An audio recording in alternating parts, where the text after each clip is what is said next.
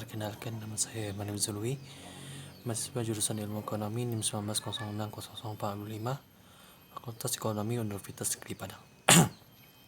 Pada kesempatan kali ini dalam video ini saya akan menjelaskan sedikit mengenai resume yang telah saya buat dalam mata kuliah pengantar ekonomi bangunan. Dan video kali ini saya akan bagi pada 2 poin besar. Yang pertama teori Sumter dan yang kedua adalah teori Keynes. Pada poin yang pertama kita akan menjelaskan tentang teori Sumter. Joseph Alois Sumter adalah orang yang pertama mengenalkan istilah teori pertumbuhan ekonomi, dan dia muat dalam bukunya yang berjudul The Theory of Economy of Development yang terbit di Jerman pada tahun 1911. Mengenai pembangunan, ia mengasumsikan bahwa adanya persaingan sempurna yang di dalamnya terkandung keseimbangan yang baik. Dalam keseimbangan ini terdapat keseimbangan persaingan sempurna yang dimana tidak adanya laba, tidak adanya suku bunga, tidak adanya investasi, dan tidak adanya pungutan yang bersifat memaksa. Menurutnya keseimbangan ini lahir adanya yang dinamakan dengan arus sekuler yang selalu berulang-ulang setiap tahunnya dengan cara yang sama. Menurutnya arus sekuler ini ialah aliran yang hidup dari tenaga kerja, buruh, dan lahan pertanian yang mengalir secara terus-menerus. Selanjutnya ia menggunakan beberapa inovasi, yaitu terdiri atas yang pertama pengendalian barang, yang kedua pengendalian metode produksi baru, yang ketiga pemasaran pasar baru, dan yang keempat pengusahaan sumber penawaran baru bahan mentah. Dan yang terakhir adalah pembentukan organisasi baru pada setiap industri. Yang selanjutnya ialah peranan investor. Sumter mengungkapkan bahwa peranan investor ini bukan ditunjukkan kepada kaum kapitalis, melainkan kepada kaum pengusaha. Dan pengusaha ini didorong oleh beberapa faktor. Yang pertama ialah keinginan untuk mendirikan kerajaan usaha swasta. Yang kedua keinginan untuk menguasai. Dan yang ketiga kesenangan untuk membuat atau membuktikan unjuk kepintaran dan tenaga seseorang. Penulisan arus sekuler model Sumter berawal dengan pemutusan arus sekuler melalui inovasi dalam wujud produk baru. Dan dalam wujud produk baru ini oleh pengusaha guna memperoleh laba. Dalam memutus arus sekuler, para pengusaha yang melakukan inovasi dibiayai oleh kredit bank. Dan selanjutnya ialah proses investasi.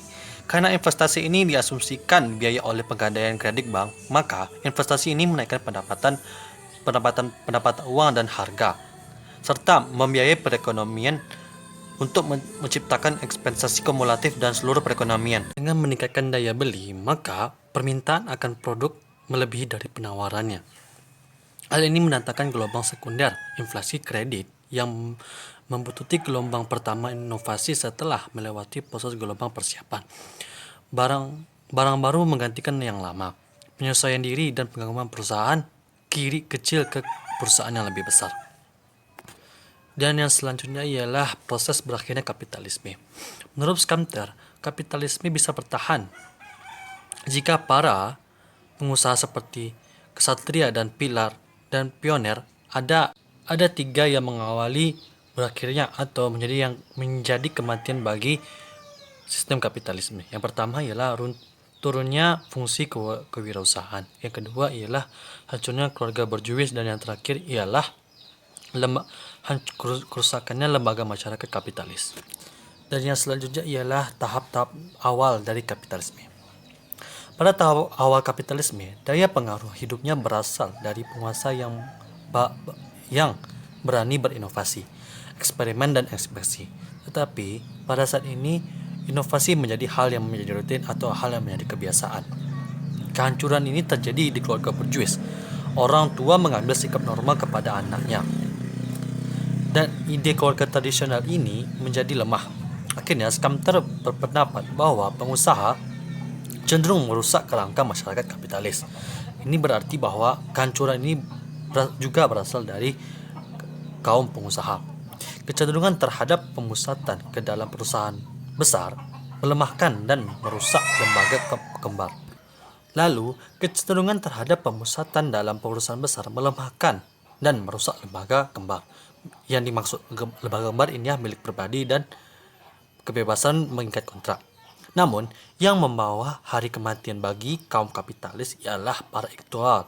Mereka menyebarkan kebimbangan di hati masyarakat terhadap sosial politik. Jadi mereka, para intelektual ini menimbulkan isu-isu atau semacam tuduhan terhadap kaum kapitalis agar kaum kapitalis ini bisa dihancurkan. Dan yang selanjutnya ialah kritik terhadap teori Adam Skamter. Yang di bawah ini adalah kritik-kritik terhadap teori Skamter. Yang pertama ialah keseluruhan teori Skamter didasarkan pada inovator yang dianggapnya ideal. Di masa inovasi hanya dilakukan oleh kaum pengusaha. Yang selanjutnya ialah menurut Skamter, pembangunan ekonomi adalah akibat dari proses siklis pasang hail dan pasang surut. Dalam hal ini, pembangunan ekonomi itu diakibatkan oleh pasang naik dan pasang surut tidak penting bagi pembangunan ekonomi. Yang selanjutnya ialah ia berpendapat bahwa siklus merupakan akibat inovasi juga tidak besar. Nyatanya, siklus fluktuasi bisa karena psikologis, natural, dan finansial.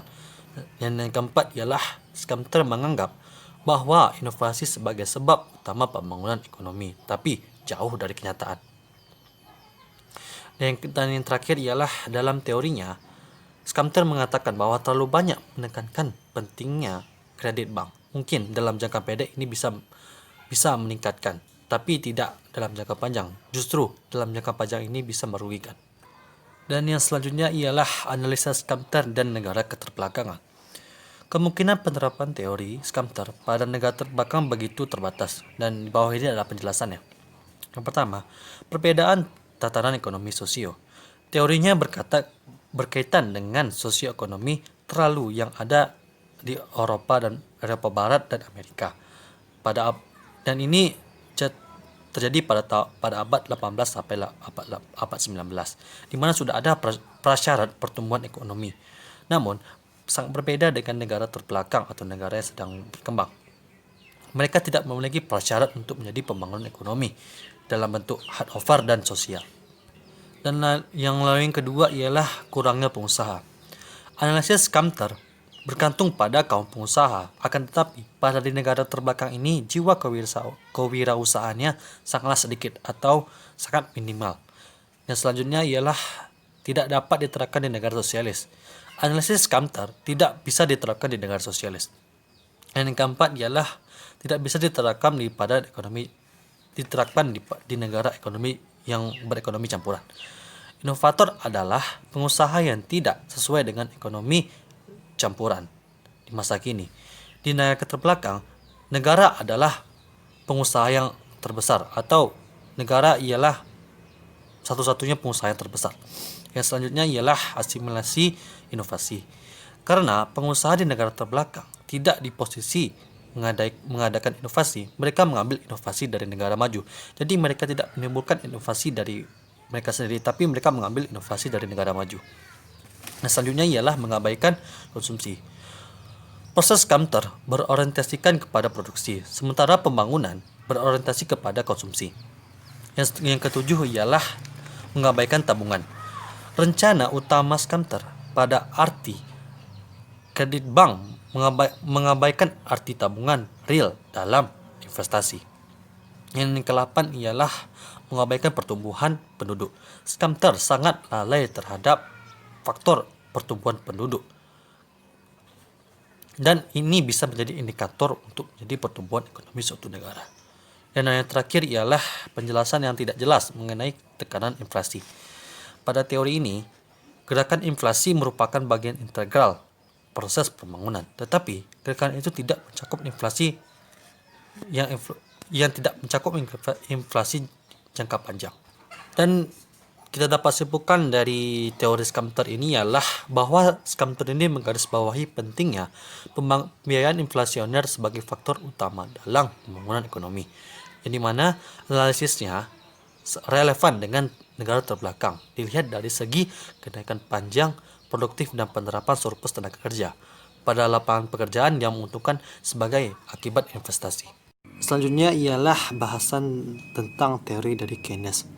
Teori Keynes ini tidak membahas tentang masalah-masalah yang dialami oleh negara terbelakang. Namun, teori ini membahas apa saja yang terdapat masalah di negara kapitalis maju. Berikut ialah ringkasan dari teori Keynes. Pendapatan total merupakan fungsi dari pekerjaan total dalam suatu negara. Semakin besar pendapatan nasional dalam suatu negara, maka banyak pula pekerjaan yang dapat dihasilkan, atau istilahnya kita sebut dengan semakin banyak peluang pekerjaan yang bisa dihasilkan. Volume pekerjaan ini tergantung pada permintaan efektif, dan permintaan efektif ini terdiri dari permintaan konsumsi dan permintaan investasi. Konsumsi ini tidak meningkat secepat meningkatnya pendapatan, dan jurang pendapatan dan konsumsi dapat diatasi oleh investasi dan suku bunga, yang merupakan faktor dari investasi tergantung kuantitas. Investasi dapat ditingkatkan melewati efisiensi marginal atau modal baru. Lalu apa yang terjadi jika investasi agregat naik? Pendapatan akan meningkat, yang besarnya adalah K. Kali kenaikan investasi, rumusnya ialah delta Y sama dengan K delta 1 dan 1 dikurang 1 per K. Jadi, kecenderungan marginal mengasumsikan K sama dengan 1 per 1 dikurang MPC. Jadi, Keynes tidak membangun model pembangunan ekonomi yang sistematis, tetapi dia menunjukkan syarat pokok kemajuan ekonomi, dan antara lain ialah kemampuan untuk mengendalikan penduduk. Yang kedua, menghindari perang dan perselisihan antar sipil. Yang ketiga, ia mempercayai ilmu pengetahuan. Yang keempat, tingkat akumulasi yang ditentukan oleh marginal antara produksi dan konsumsi. Dan selanjutnya kita akan membahas tentang asumsi Keynes dan negara terbelakang. Pengangguran siklis. Teori ini didasarkan pada pengangguran sosialis siklis yang terjadi selama depresi. Ini disebabkan oleh permintaan efektif. Namun, sifat pengangguran di negara terbelakang ini lebih tepat sebagai pengangguran yang kronis dibandingkan dengan pengangguran yang siklis. Karena di perekonomian negara berkembang dikatakan pengangguran kronis dibanding siklis. Hal ini diakibatkan oleh kurangnya modal. Yang selanjutnya ialah analisis jangka pendek. Analisis Keynes merupakan analisa jangka pendek. Padahal pembangunan ekonomi ini merupakan hal atau sistem yang memerlukan perencanaan yang jangka panjang. Seluruh faktor yang didasarkan oleh Keynes sebagai tetap atau given itu berubah setiap waktunya. Dan selanjutnya ialah ekonomi tertutup. Teori Keynes didasarkan pada ekonomi tertutup di negara terbelakang. Di negara terbelakang ini tidak berlaku yang namanya ekonomi tertutup, melainkan ekonomi terbuka. Mereka adalah ekonomi yang terbuka yang menjalin perdagangan dengan luar negeri, dan ini adalah hal yang menjadi dominan dalam pembangunan atau yang bisa memberikan masukan terhadap pembangunan dalam negeri. Oleh karena itu, teori Keynes relevan dengan negara terbelakang. Dan yang selanjutnya ialah tenaga kerja dan modal. Tenaga kerja dan modal bersamaan menganggur. Asumsi ini didasarkan atas menyatakan bila tenaga kerja menganggur, modal dan peralatan juga tidak sepenuhnya terpakai. Namun di negara terbelakang, hal ini tidak berlaku. Jika tenaga kerja menganggur, maka tidak ada persoalan peralatan atau modal yang tidak terpakai, karena peralatan dan modal itu sangat langka. Dan bahasan terakhir dari teori Keynes ini adalah peralatan ekonomi Keynes dan negara terbelakang. Peralatan dasar teori Keynes ini mengakui keujinya bagi negara terbelakang. Yang pertama ialah permintaan efektif. Di negara terbelakang tidak terdapat pengangguran paksa, tetapi yang ada pengangguran yang tersembunyi, yang disebabkan bukan kurangnya permintaan efektif, tapi kurangnya sumber komplementer.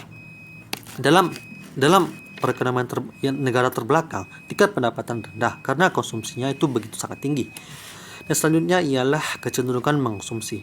Salah satu peralatan penting dalam teori ini ialah kecenderungan mengkonsumsi, yang menyarati hubungan antara konsumsi dan pendapatan. Bila pendapatan naik, maka konsumsi akan juga naik. Tetapi kenaikan konsumsi ini tidak sebesar kenaikan pada pendapatan. Di negara terbelakang, jika pendapatan naik, maka mereka akan berlomba-lomba untuk mengonsumsi banyak barang karena mereka sudah memiliki tingkatan pendapatan yang lebih tinggi. Dan mereka cenderung hanya memenuhi keinginannya, tidak kebutuhannya. Selanjutnya ialah kecenderungan menabung. Pada sisi tabungan, Keynes menganggap tabungan sebagai suatu sosial yang buruk karena kelebihan tabungan mengurangi permintaan agregat. Keynes menganggap negara terbelakang bisa berkembang dengan cara menghemat konsumsi dan memperbanyak tabungan. Dan yang keempat ialah kecenderungan marginal modal. Ada hubungan berbalik antara investasi dan kecenderungan marginal dari modal. Akan tetapi hal ini tidak berlaku di negara terbelakang dan ini hanya berlaku pada negara yang maju saja. Yang terakhir ialah suku bunga. Dalam sistem Keynes, bunga merupakan penentu kedua investasi. Sebaliknya, ia ditentukan oleh preferensi likuiditas dan peredaran uang di negara terbelakang. Preferensi likuiditas ini berdasarkan motif transaksi dan motif jaga-jaga adalah tinggi. Mungkin sekian penjelasan tentang materi pengantar ekonomi bangunan yang pada kali ini membahas tentang teori Sumter dan teori Keynes. Jika ada salah, saya mohon maaf. Assalamualaikum warahmatullahi wabarakatuh.